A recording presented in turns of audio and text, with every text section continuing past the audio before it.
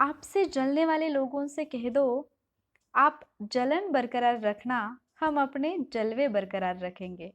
Good evening warriors आणि सर्व भावी अधिकारी. वॉरियर ऑफिसर या आपल्या एज्युकेशनल चॅनलवर मी सुप्रिया आपणा सर्वांचं मनपूर्वक स्वागत करते. युद्धाभ्यासच्या नेक्स्ट पार्टमध्ये आपण 9वी आणि 10वी पंचवार्षिक योजना पाहणार आहोत आणि आपली एक्झाम जी आहे ती खूप जवळ आली आहे, म्हणजे राज्यसेवा पण आणि कंबाईंड पण, आणि दोन्ही एक्झामसाठी उपयुक्त ठरणारा असा हा टॉपिक आहे. तर 9वी आणि 10वी पंचवार्षिक योजना, आत्तापर्यंत आलेले प्रश्न आणि त्याचबरोबर काही एक्सपेक्टेड प्रश्न घेऊन आपण या दोन योजना कव्हर करणार आहोत. ओके, तर सगळेजण प्रेझेंट असतील. जर तुमचे काही फ्रेंड्स आले नसतील तर त्यांना पटकन ऑनलाईन यायला सांगा. आणि छान असं कॉम्पिटिशन होतं आपल्यामध्ये. तर हे मस्त आहे की म्हणजे तुमच्या आन्सर्स बरोबर येतात किंवा कधी कधी चुकतात, त्याच्यातून तुम्ही शिकता. आणि आय होप की इथे जे पण तुम्ही म्हणजे पाहता लेक्चरमध्ये, तर ते तुमच्या जास्त कालावधीसाठी लक्षात राहत असेल. ओके, तर आज आपण 9वी आणि 10वी पंचवार्षिक योजना कव्हर करूयात. जे आजच जॉईन झालेत, यापूर्वी त्यांनी लेक्चर्स पाहिले नाहीत, त्यांनी प्लेलिस्टमध्ये जाऊन पाहून घ्या. डिस्क्रिप्शनमध्ये सुद्धा तुम्हाला प्लेलिस्टची लिंक मिळून जाईल. ओके, तर तिथून तुम्ही युद्धाभ्यासचे जे बाकीचे पार्ट्स आहेत ते पाहून घ्या. आजच्या लेक्चरमध्ये 9व्या आणि 10व्या योजनेबद्दल आपण पाहणार आहोत. तर आजच्या लेक्चरमधला पहिला प्रश्न आहे, पुढील विधाने वाचून योग्य पर्याय निवडा. दोन विधानं आहेत आणि याच्यामध्ये तुम्हाला योग्य पर्याय निवडायचा आहे. पहिलं विधान आहे, 10वी योजना ही बहुतांशी यशस्वी ठरलेली योजना आहे. आणि दुसरं विधान आहे, 10व्या योजनेदरम्यान अर्थव्यवस्थेच्या तिन्ही प्रमुख क्षेत्रांमध्ये प्राप्त वृद्धी दर त्यांच्या लक्ष्य दरापेक्षा अधिक ठरले. अ बरोबर ब चूक, अ चूक ब बरोबर, अ आणि ब दोन्ही बरोबर, अ आणि ब दोन्ही चूक. तर याच्यापैकी कुठलं विधान बरोबर आहे ते तुम्हाला सांगायचं आहे. थोडा विचार करून आन्सर द्या, कारण हा थोडासा संकल्पनात्मक क्वेश्चन आहे असं आपण म्हणू शकतो. तर याचं उत्तर तुम्हाला बरोबर देता आलं पाहिजे.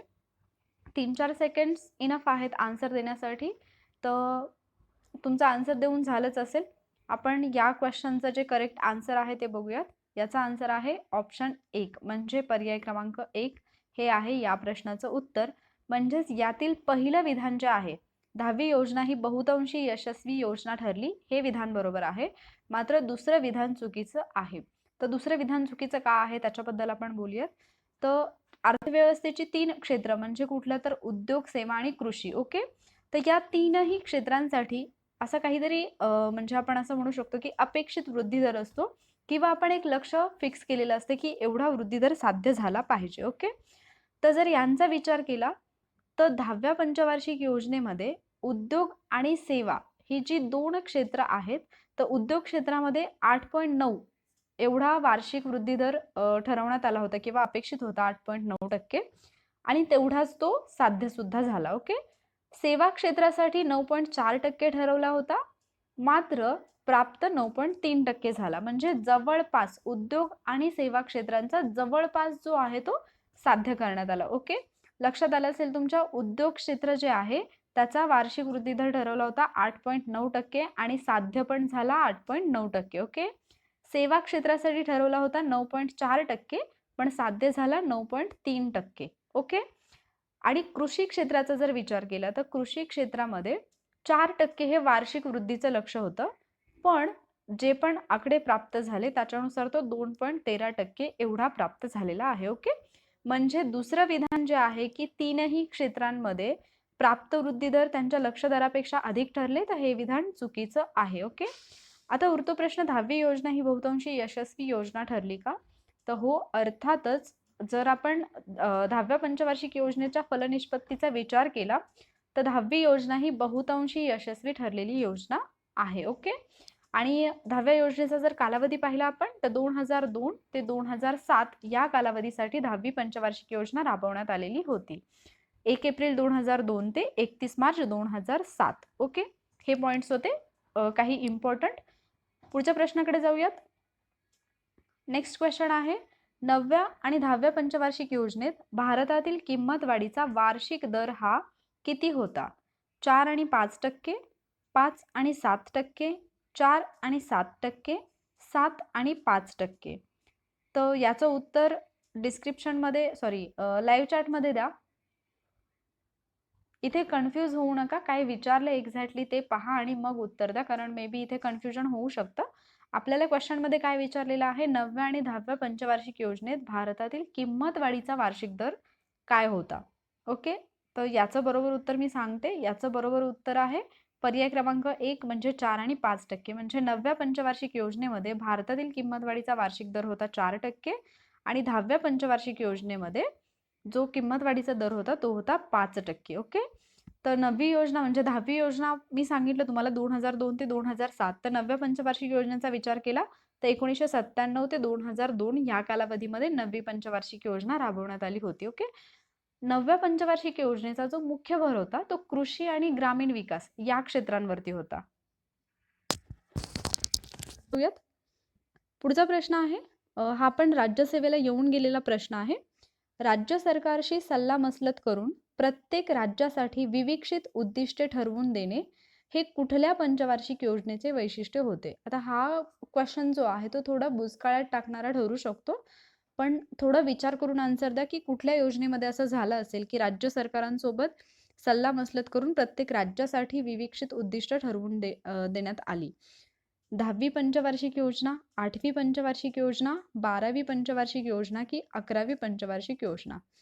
अर्थात जे प्रश्न ऑलरेडी येऊन गेले त्याच्या आन्सर्स तर तुम्हाला येत असतील, कारण आपण ऑलरेडी जे जुने क्वेश्चन पेपर आहेत तर त्यांचा ॲनालिसिस व्यवस्थितपणे करतो आणि ते जास्त इम्पॉर्टंट असतं आपल्या एक्झामच्या दृष्टीने. ओके, तर या प्रश्नाचं बरोबर उत्तर पर्याय क्रमांक 1 म्हणजे 10वी योजना अशी आहे की ज्यामध्ये राज्य सरकारसोबत सल्लामसलत करून प्रत्येक राज्यासाठी विविक्षित उद्दिष्टे ठरवून देण्यात आली आणि 10व्या योजनेचा कालावधी काय तर 2002 ते 2007. ओके, पुढचा प्रश्न आहे, सामाजिक, आर्थिक व लिंग सबलीकरण ही स्त्रियांच्या सबलीकरणाची त्रिसूत्री कोणत्या पंचवार्षिक योजनेत स्वीकारण्यात आली?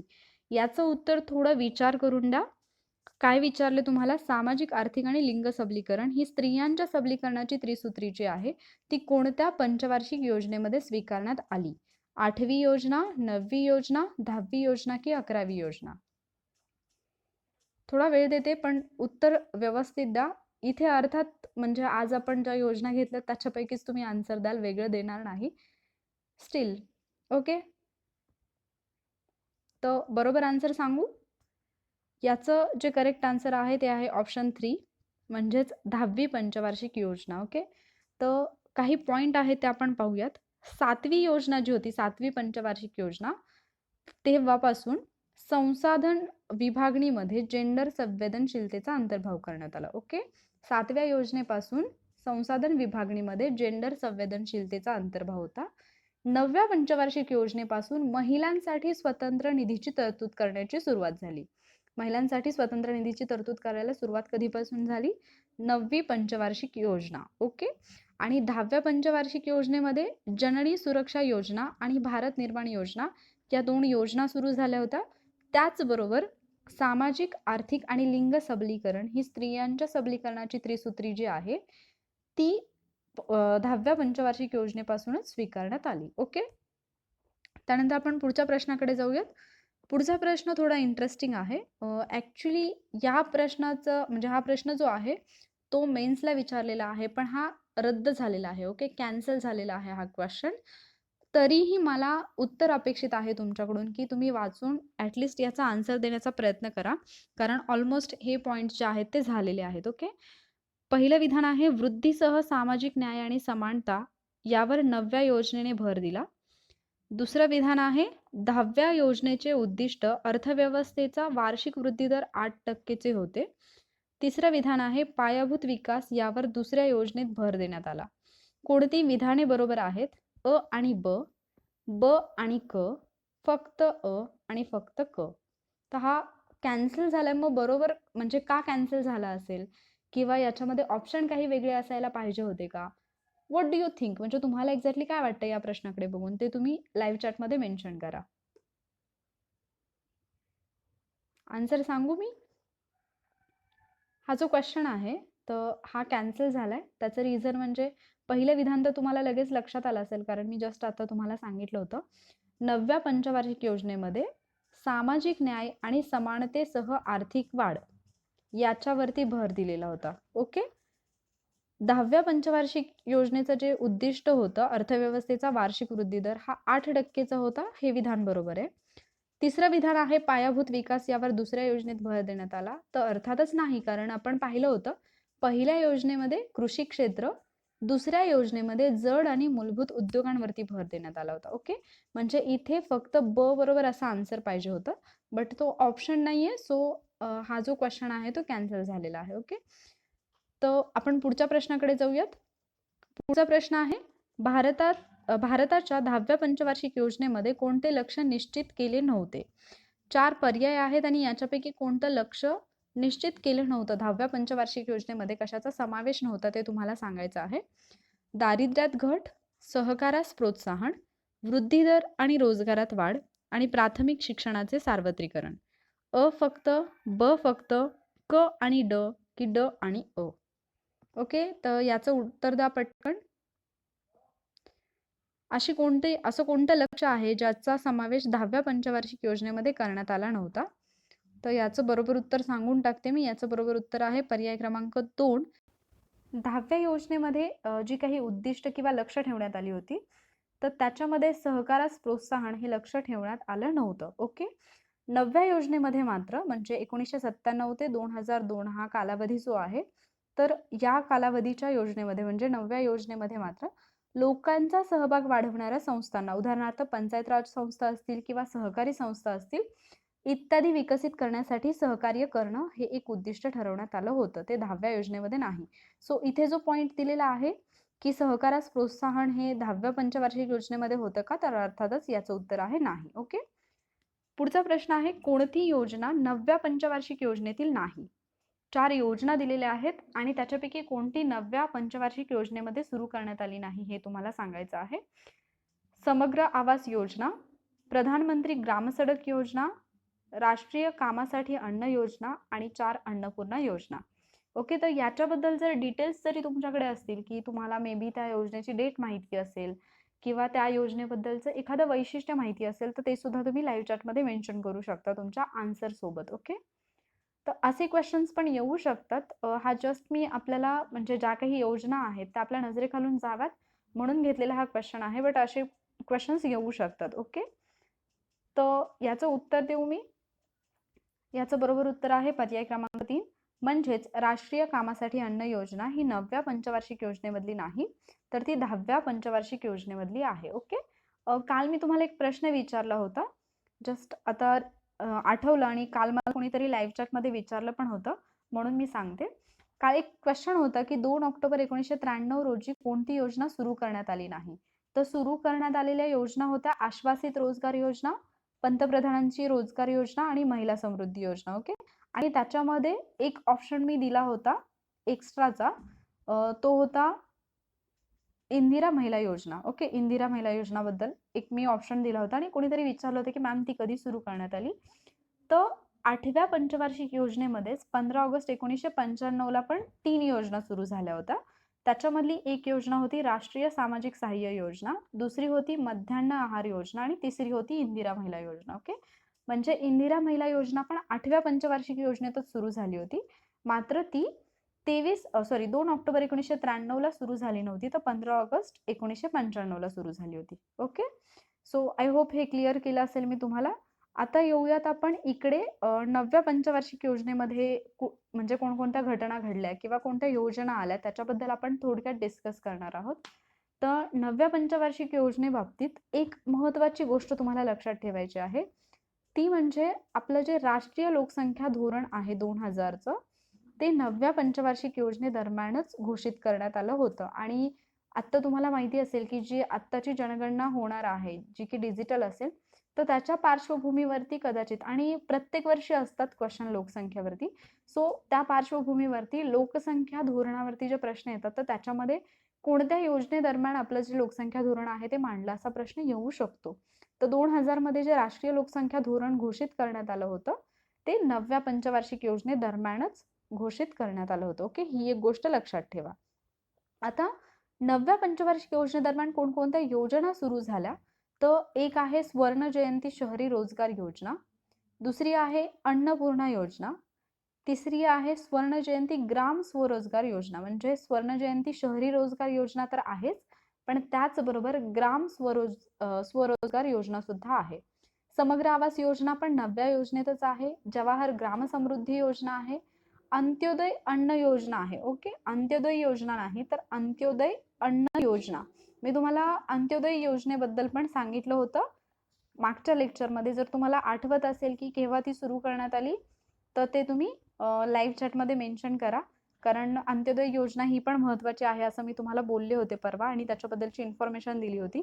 तर ती केव्हा सुरू करण्यात आली होती ते तुम्ही लाईव्ह चॅटमध्ये मेन्शन करा. ओके, त्यानंतर एक महत्त्वाची योजना ती म्हणजे प्रधानमंत्री ग्राम सडक योजना जी आहे 25 डिसेंबर 2000 रोजी सुरू झालेली, ज्याने देशातील सर्व खेडी जी आहेत ती बारमाही रस्त्यांनी जोडली जातील अशी जी योजना होती ती सुद्धा 9व्या योजनेमधलीच एक योजना आहे, हे लक्षात ठेवा. ओके, आणि सर्व शिक्षा अभियान याच्यावरती सुद्धा मॅक्झिमम टाइम्स क्वेश्चन आलेले आहेत. 2001 ला सर्व शिक्षा अभियान सुरू करण्यात आलं. शिक्षण न घेणाऱ्या मुलांची संख्या कमी करण्यासाठी हे अभियान होतं आणि ते सुद्धा 9व्या पंचवार्षिक योजनेमध्ये सुरू करण्यात आलं होतं. मात्र राष्ट्रीय कामासाठी अन्न योजना ही योजना जी आहे ती 9व्या नाही तर 10व्या योजनेमध्ये सुरू करण्यात आलेली आहे. आणि जर समजा त्याची डेट आपण पाहिली राष्ट्रीय कामासाठी अन्न योजना तर ती होती 14 नोव्हेंबर 2004. ओके, 14 नोव्हेंबर 2004 रोजी राष्ट्रीय कामासाठी अन्न योजना सुरू करण्यात आली आणि त्यावेळचे पंतप्रधान डॉक्टर मनमोहन सिंग यांनी आंध्र प्रदेशमधील अलूर या गावातून या योजनेची घोषणा केली होती. योजना हा पार्ट तुमच्या प्री आणि मेन्स दोन्ही एक्झामच्या दृष्टीने इम्पॉर्टंट आहे आणि प्रत्येक वर्षी याच्यावरती क्वेश्चन्स जे असतात ते विचारलेच जातात. सो थोडाफार त्याच्याशी रिलेटेड अभ्यास जो आहे तो सुद्धा तुम्हाला करून ठेवायचा आहे. ओके, पुढचा प्रश्न पाहूयात आपण.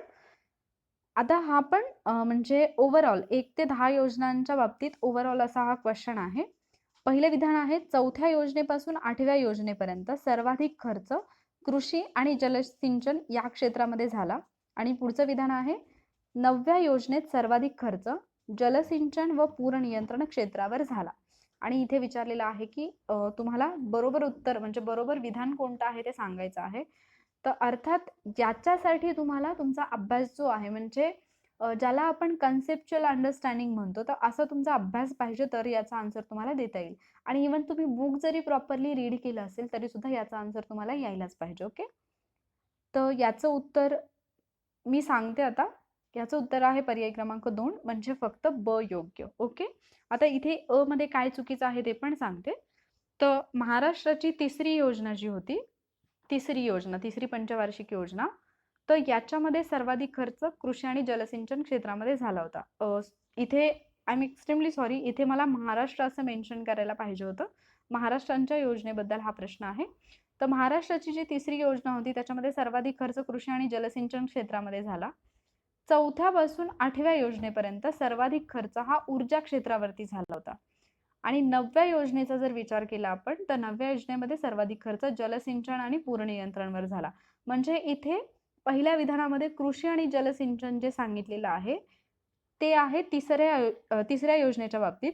4थ्या योजनेपासून 8व्या योजनेपर्यंत सर्वाधिक खर्च आहे ऊर्जा क्षेत्रावरती आणि 9व्या योजनेचा जर विचार केला तर जलसिंचन आणि पूर नियंत्रण या क्षेत्रावरती झालेला आहे. ओके, तर अशा पद्धतीने आपण 1 ते 10 योजना बऱ्यापैकी कव्हर केलेल्या आहेत जेवढं पॉसिबल आहे तेवढं. एखादं लेक्चर होईल ज्याच्यामध्ये ओव्हरऑल म्हणजे योजनांवरचे क्वेश्चन्स येतील, तिथे तुमचं जे काही उरलं सुरलं आहे ते पण कव्हर होऊन जाईल. पण 11वी आणि 12वी पंचवार्षिक योजना जी आहे ती खूप म्हणजे खूपच इम्पॉर्टंट आहे, कारण मॅक्झिमम क्वेश्चन्स या 2 योजनांवरती येतात, 11वी आणि 12वी योजना. ओके, त्यामुळे उद्या वाचताना म्हणजे एक ना एक पॉइंट तुम्हाला लक्ष देऊन वाचायचा आहे, कारण 11व्या आणि 12व्या योजनेवरती आत्तापर्यंत खूप प्रश्न आलेत आणि अजूनही येऊ शकतात. ओके, त्यामुळे त्या 2 योजना व्यवस्थित करा. आणि त्याचबरोबर ओव्हरऑल एक आपण टेस्ट टाईप घेऊयात, म्हणजे हवं तर मी तुम्हाला आदल्या दिवशी क्वेश्चन्स देईन आणि ते टेस्ट टाईपमध्ये असतील, त्याचे आन्सर्स तुम्ही कमेंट्समध्ये द्या आणि नेक्स्ट डेला मी त्या टेस्टचं एक्सप्लेनेशन घेईन. ओके, अशा पद्धतीने आपली योजनांची कंप्लीट रिव्हिजन होईल आणि उद्या आपल्या योजना पण कव्हर होतील. पण तुम्हाला 11व्या आणि 12व्या पंचवार्षिक योजनेसोबतच नीती आयोगाचा सुद्धा अभ्यास करून यायचा आहे, कारण म्हणजे नियोजन मंडळ जे आहे त्याच्या जागी नीती आयोगाची स्थापना करण्यात आली. मग ज्या पद्धतीने पहिल्या योजनेचा अभ्यास करताना तुम्ही पार्श्वभूमी केली होती त्याच पद्धतीने शेवटच्या योजनेचा अभ्यास करताना तुम्हाला पुढचा जो काही पार्ट आहे तो सुद्धा करायचा आहे. ओके, आय होप आजचं लेक्चर तुम्हाला हेल्पफुल वाटलं असेल. जर तुम्हाला आवडलं असेल तर लाईक करा, तुमच्या फ्रेंड्ससोबत शेअर करा आणि वॉरियर ऑफिसर या आपल्या एज्युकेशनल चॅनलला अजून तुम्ही सबस्क्राईब केलं नसेल तर सबस्क्राईब करून घ्या, कारण आपण करत आहोत लढण्याची नव्हे जिंकण्याची तयारी. ओके, स्वतःची काळजी घ्या, खुश राहा, हसत राहा, स्टे सेफ. Thank you warriors.